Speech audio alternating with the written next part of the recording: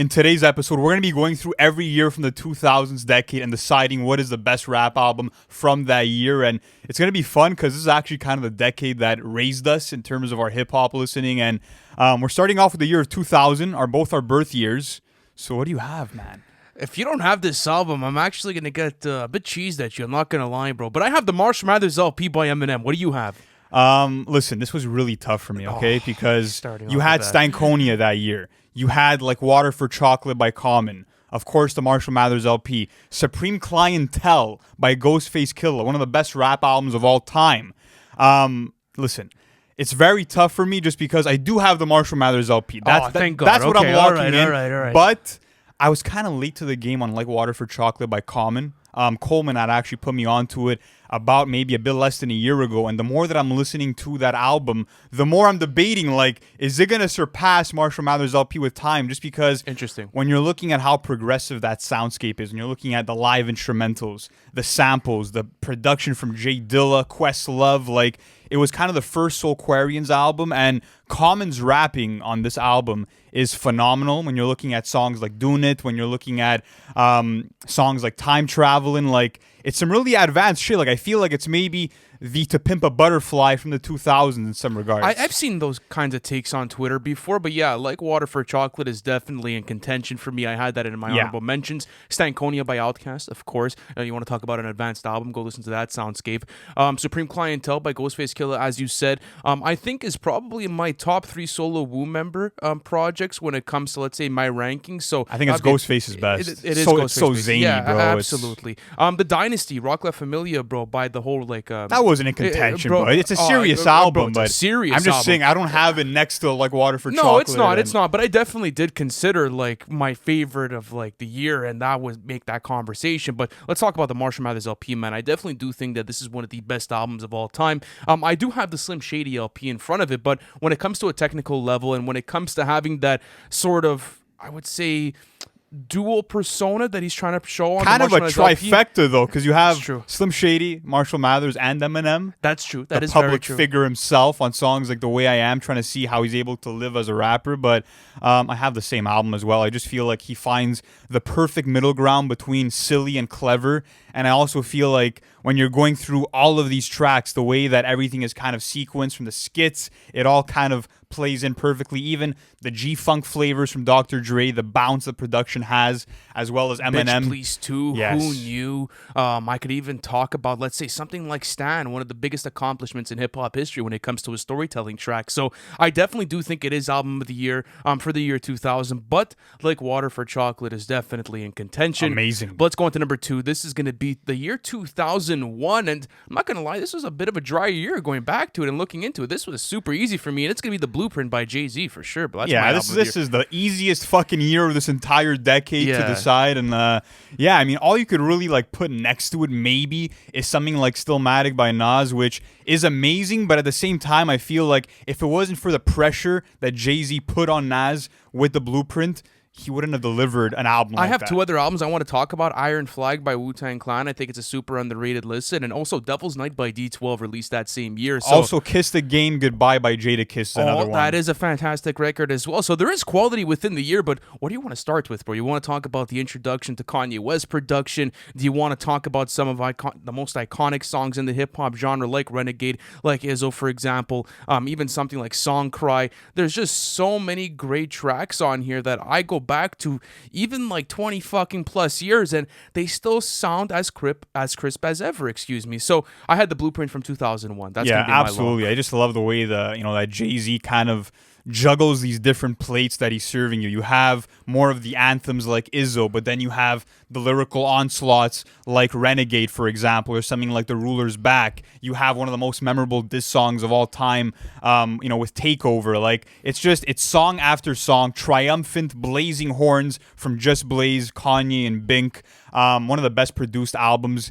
Even though like the soul sample aesthetic had been done before, this kind of re-brought it into the mainstream once again. And I love how jubilant the performances are from Hove all throughout. Amazing album without a doubt. But 2002, Another tough year, in my opinion, and honorable mentions for me: The Fix by Scarface, Fantastic Damage by LP, Godson by Nas. Lord But Willin by the Clips as that well. was the one that was really rivaling with my number one pick, which is the Eminem Show. I have again. the Eminem Show. Okay, so Eminem is my only artist in today's episode that's going to get 2 placements for all of my years, and it's because the Eminem Show, bro, is one of the most iconic albums of all time. It's the top tier of Eminem's list, and you could say it also belongs to one of the best 3 album runs that we have ever seen within the hip-hop genre. So you want to talk about songs like Business, you want to talk about something like Drips that has more of a comedic value, Something like Square Dance, where all 3 verses are just monstrous. Say Goodbye to Hollywood, bro, is one of the craziest written Eminem songs that I've ever listened to.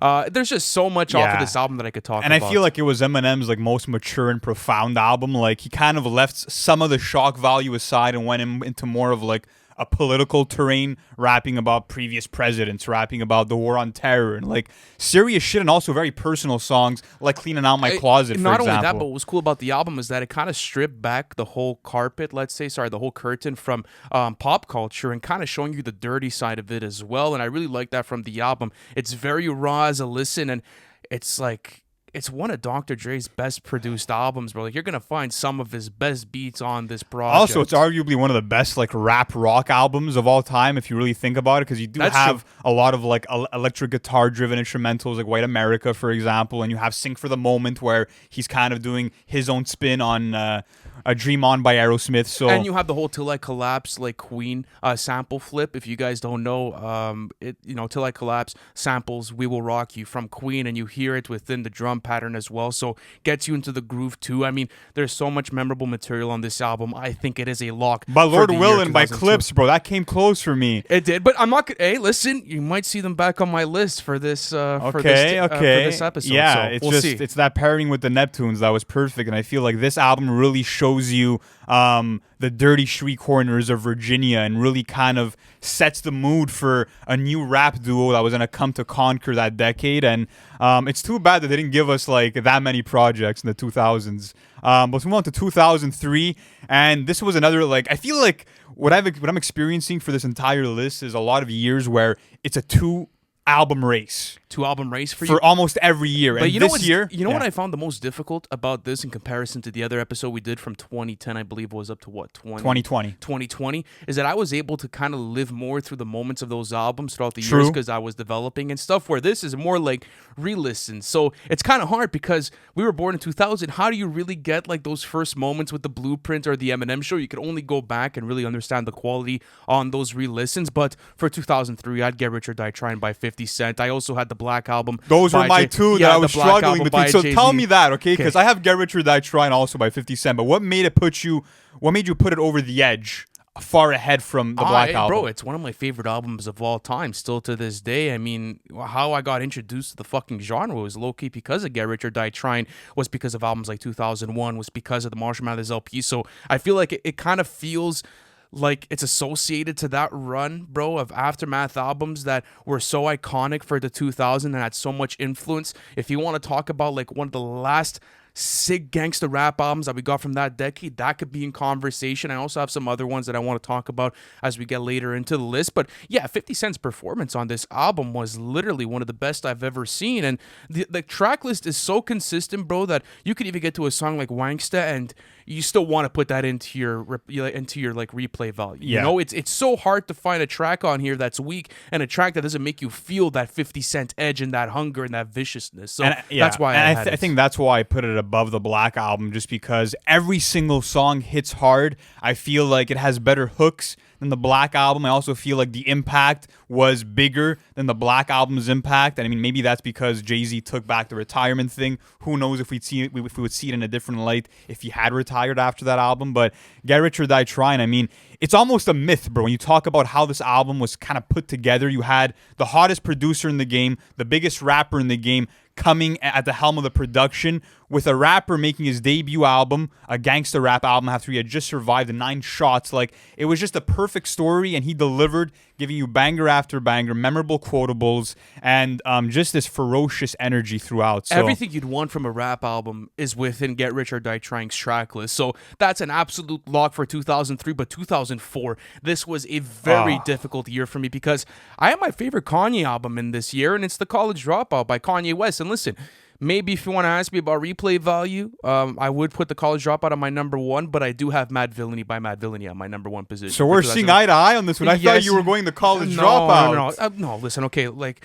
all bias aside, like, this is one of the best rap albums that has ever been released. When you want to talk about technical prowess, let's say, from MF Doom and the production styles that, Madlib was bringing into this project, it still hasn't been matched to this day, bro. I'm sorry. It is easily one of the best hip-hop albums that has ever graced the rap genre. So I have it as my lock for 2004. Yeah, I was really struggling with this because obviously, like, we've spoken so much about The College Dropout and how revolutionary it was for the Chipmunk soul sound, and just Kanye giving you this experience of really just going after his dreams, kind of having all the odds stacked against him and still going for it. But Mad Villainy, to me, when it comes to 2004, is the most original album. It's the most dizzying album experience in terms of how many twists and turns it takes. And I also feel like when you're looking at MF Doom and also just how obscure his bars are and how vivid his imagination is as he's circling through this, I mean, the thing about this album is that it's about the art of emceeing. Yes. It's not about the verses making coherent sense into a story, even though you do have storytelling cuts, but it's about the syllable patterns. It's about the rhyme schemes. It's about the way that MF Doom is rhyming certain words together that no other rapper could. Yeah, and also exactly. Madlib's production, bro. Sampling shit from India and Brazil. Having an accordion loop as the entire beat for a song and having a rapper rap over that. I feel like Mad Villainy is my choice just because this is an album that took no inspiration from anything else that was coming out in 2004, and it kind of is one of those albums that will never be able to be replicated in sound. Oh, Never. absolutely. And you could say the same thing about The College Dropout. I really want to respect that album because when you want to talk about influence as well, it's there in that conversation. I mean, it's one of the strongest albums and, one of the most iconic catalogs of all time. But when it comes down to it, I think, like, pound for pound, if you kind of want to say that, like, what you're getting out of both of those track lists, I do get more out of Mad Villainy than I do The College Dropout. Yeah. But honorable mentions for me, Food by MF Doom as well. I mean, that's a fucking classic. So, I mean, you could put that at the Yeah, he conversation. had his best year in 04. It was, he had a crazy run in the 2000s decade. Even something like Purple Haze by Cameron, I think that's a super underrated track list. If you guys have never checked that out, please do so. But let's keep going on with this, all right? Let's go on to 2005, and this was another major year. This was probably the hardest year for me, okay? Because Huge year. I had a lot in contention. I had Late Registration. That didn't get my pick. I had The Carter 2 by Lil Wayne. That didn't get my pick. I had The Documentary, one of the best West Coast albums of all time, in contention for me. I had Thug Motivation 101 by Young That's Jeezy. fantastic as well, but I have B by Common, which is my album of the year for 2005. B by Common. I had Late Registration by Kanye West. I thought you were gonna go with B. Like I told you, for every year I had, except for 2001, I had the 2-album race. Common's B was my number 2 in this race, and I do love that album, and it's crazy that, like, Kanye West was behind the 2 best albums of that year. But Late Registration, I mean, if Kanye knows how to do something well, it's craft the fucking album, bro. Like, Oh, yeah, for with sure. every listen, I'm getting more amazement out of that track list, and I feel like his vision, it just had this large scope because he littered it with, like, these 20-piece orchestral kind of ensembles, and he also had these amazing xylophone solos. He had John Bryan, who kind of made the soundscape kind of feel fresh and brand new and different from The College Dropout. And you're also getting, on a lyrical and MC level, Kanye's best raps, you could argue, on songs like We Major or Crack Music. So that's something that I had to consider as well. And the incredible feature list from Nas to Jay-Z to Lupe Fiasco to Common. Yeah, songs like Drive Slow, Touch the Sky. You're going to find some of the best quality Late, within Kanye's catalog Roses, within that album. Addiction, For sure. come on. But okay, let me go on to B, man. Listen, you want to talk about one of the best intros of all time for the rap genre? You got B, the intro. Fantastic track off of that album. The Corner, bro. Go, Faithful, Testify, Love Is, Shy City, The Food, bro. They Say, It's Your World Part 1 and 2, bro. Like, there's just so much quality. It only clocks in at 43 minutes and 11 songs, so I feel like for the most concise album that I've heard from that decade, it is going to be B's Common. And bro, like, I don't know what to say about this, bro. Like it hits me on a different level because I've gotten so much value when it comes to knowledge and when it comes to world views and sort of soul views. When it comes to Common's writing, just talking about how to kind of strip everything back. It's kind of like the Few Good Things by Saba approach, but in the year 2005, where you just want to be, bro. You just kind of want to observe everything and kind of Be present. navigate with presence throughout life. And I feel like a message like that is super valuable to any listener for that year. So I think it's one of the best albums when it comes to 2005. I think that even having Kanye West at the helm of the production, bro, and the chemistry that they had together while making that was absolutely exquisite. And again, still listening back now, it's going to be, I think it's how long is it now? It's going to be 18 years almost. 18 years Yeah. almost at this point. The production still sounds absolutely I think immaculate. it is Common's like most heartfelt album, and I love the fact that like even though he's taking you through these gritty street corners, he still kind of maintains this positive aura all throughout the album. For sure, because there's also a nice glimpse of hope through the writing of the album where he will take you through all of these types of, peaks and valleys and whatever you want to look at, but at the end of the day you do get back to yourself towards the end of it with the passage you get to close off the album. So Be by Common is my choice for the best album of 2005. Lou had Late Registration, but 2006 was also a super sick year for hip-hop. J Dilla's Donuts I had that in contention. is definitely one of my favorite hip hop beat sort of albums that I've ever gotten from the genre. Doctor's Advocate by The Game as well. I find it's a really good sort of Step Up album, which you had gotten from The Game in 2004, I believe it was. No, sorry, 2005 with the documentary. Food and Liquor by Lupe Fiasco is also in contention for me, but I went Hell Hath No Fury by the Clips is definitely my album of the That's year. not my album of the year for 06. It's What do you actually Food and Liquor. Food and Liquor. by Okay. Lupe I knew you were Fiasco. going there. I knew you were going there. Yeah, so I think it has to be Food and Liquor. When you're looking at this album, it was kind of the blueprint for every other Lupe Fiasco album that would follow, in terms of having his sister narrate the album, in terms of having Lupe give you these streams of consciousness song after song, and just having these creative concept songs all throughout. I also feel like when you're looking at this album, what Soundtrack did and what Prolific did was kind of create this lush orchestral soundscape that adds potency to Lupe's amazingly written poetry. Yeah. When you're looking at songs like Kick Push, the fact that you can interpret that song so many different ways, like that shit to me is genius. Even a song like Pressure with Jay-Z, one of the best kind of, I would say, collabs of the 2000s, just on an MC level as well. And yeah, I feel like it was crazy to see that, a lot of people in the hip hop game take time to develop and give you some of their best work. But from the jump, Lupe Fiasco was like fucking scoring 50 points, bro, per game. I think this is easily one of his best moments in his career, especially when it comes to like that 2006 to 2010 run. Like he was really dominant within that period, and he still is to this day. He's one of the best MCs still out. I mean, Joe Matic could, not Joe Matic. I'm sorry, Joe Music and Zion. I referenced the Game album. Is still a testament to that. But listen, I had Hell Hath No Fury by the Clips over here, and this is one of my favorite listens of the decade. And you want to talk about chemistry between No Malice, Pusha T, and the Neptunes. I feel like this is the peak of that. You could have maybe said that Lord Willin is their best project, but this is kind of more of a mature step up for them as far as what they were able to provide. And listen, this track list is also more concentrated than Lord Willin. You only have 12 tracks on here, and everything is absolutely fire. My favorite song, of course, off of this album, Me Too? Mr. Me Too is up there. Mama, I'm Sorry is incredible. Womp Womp is incredible too. Dirty Money is really sick. Like, this is a really well written album as well, just because you want to talk about two MCs from Virginia that are able to create this coke landscape. You're gonna have Pusha T and No Malice there, bro, doing that for you, and it's one of the best coke albums I have ever heard in my life. I had to have it as my album of the year for 2006. And even the wordplay, the punchlines, everything kind of became elevated. Quotables like, I'm more in touch with the keys, move over Alicia. I also feel like for Pusha nuts. T's career, this is one of the most important projects for him, just because I feel you saw like a really big leap for him in maturity and writing, and the way that he was able to dominate with his track presence throughout this album. So Hell Hath No Fury, 2006. Lou, you had Food and Liquor by Lupe Fiasco. Absolutely. But 2007, I think we're going to agree on this. No, this is gonna be my biggest shocker, I think, of this Did whole. you okay, so you have Below the Heavens. I have then. Below the Heavens by Blue and Exile as my number one, and I'm like, fuck, should I just like try to bring this off as a tie, but I'm like, I can't do that, bro. That's I not was in a fair. similar situation with this. I mean, I still have Graduation by Kanye West, and this is going to be my first Kanye appearance for this list.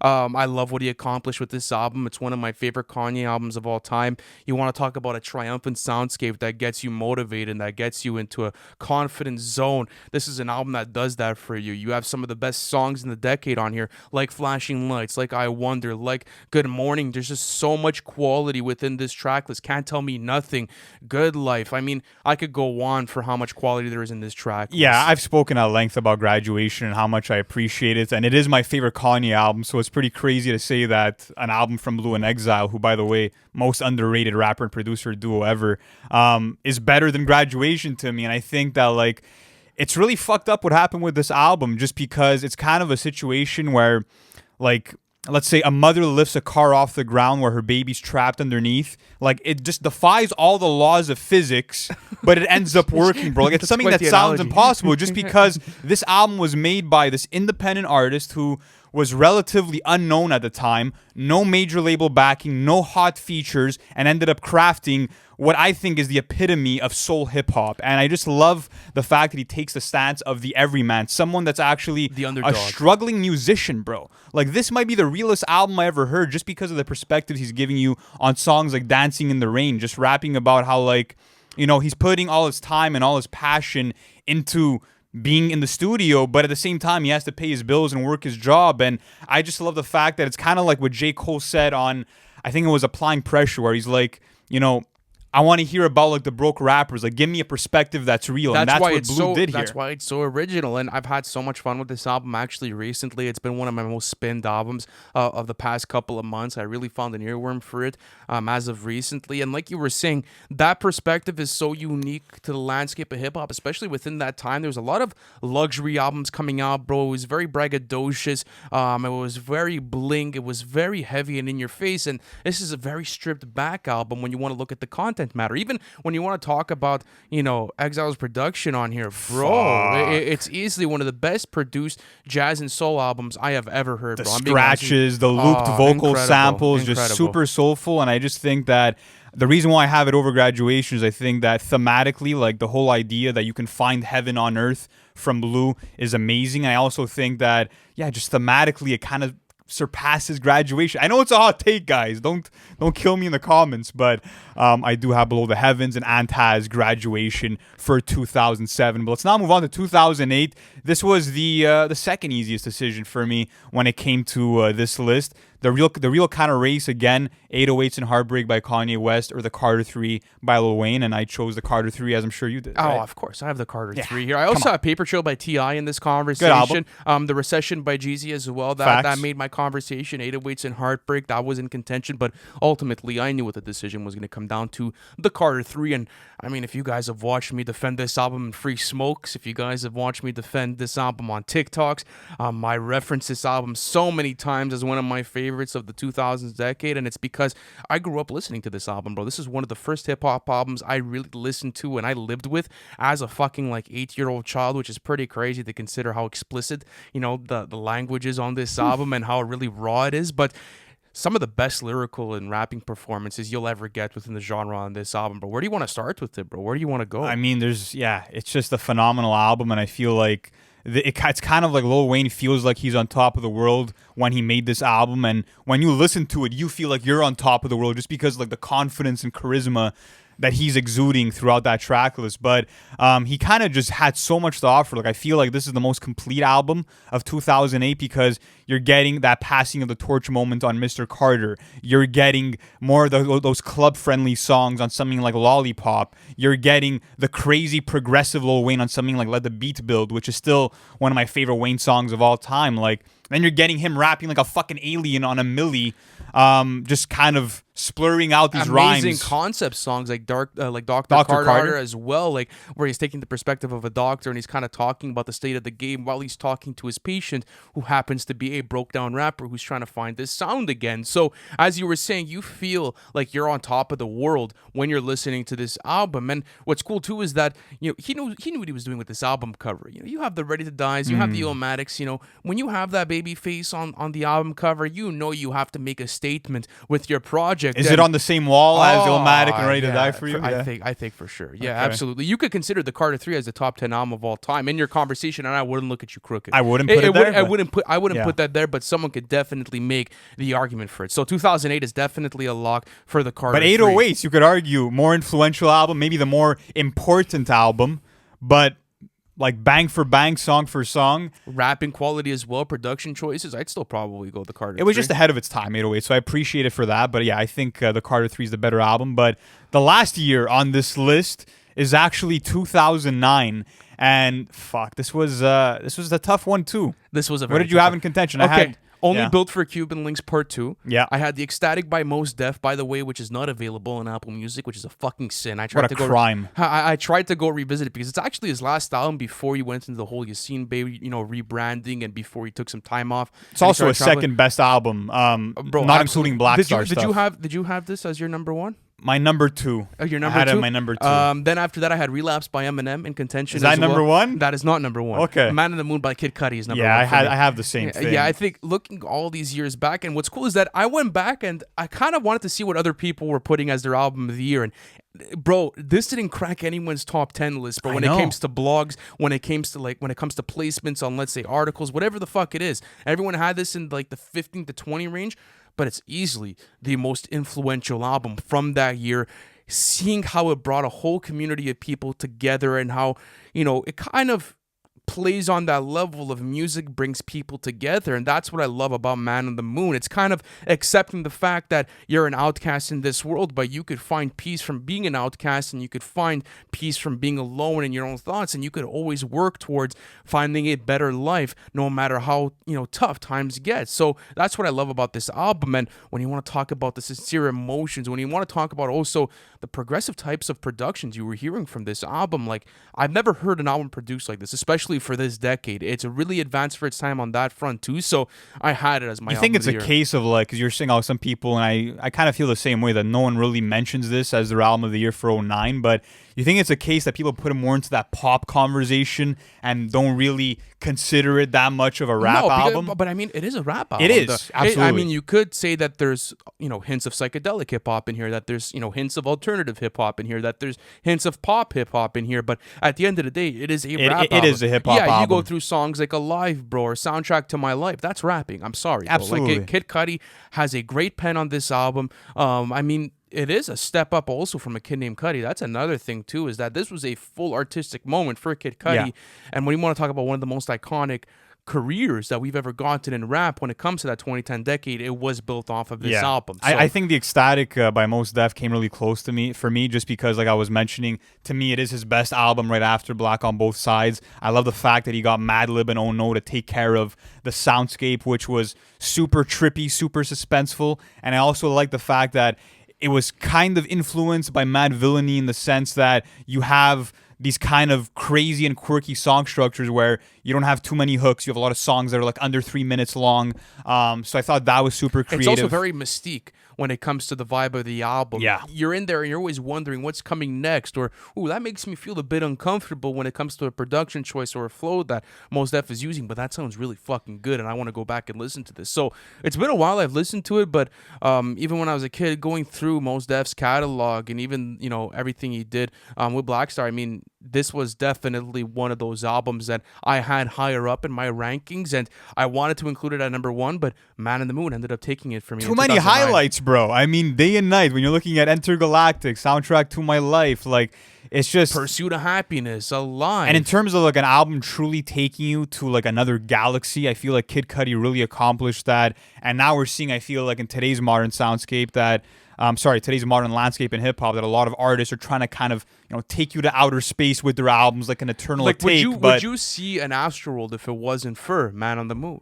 That's pretty crazy to think about. So, guys, listen, let us know where we got it right. Let us know where we fucked up. Do you guys want to see us do this for the 90s? Exactly. That's another question. Because this could be really cool. If we go back to the 90s and go back through it, there's going to be a lot of hard That'd be decisions, tough. especially for like 1996. Like, there's definitely some dodgy ones in there. But, guys, let me know, what is your favorite album from the 2000s decade? Thank you so much for watching this episode, and we'll catch you on the next one.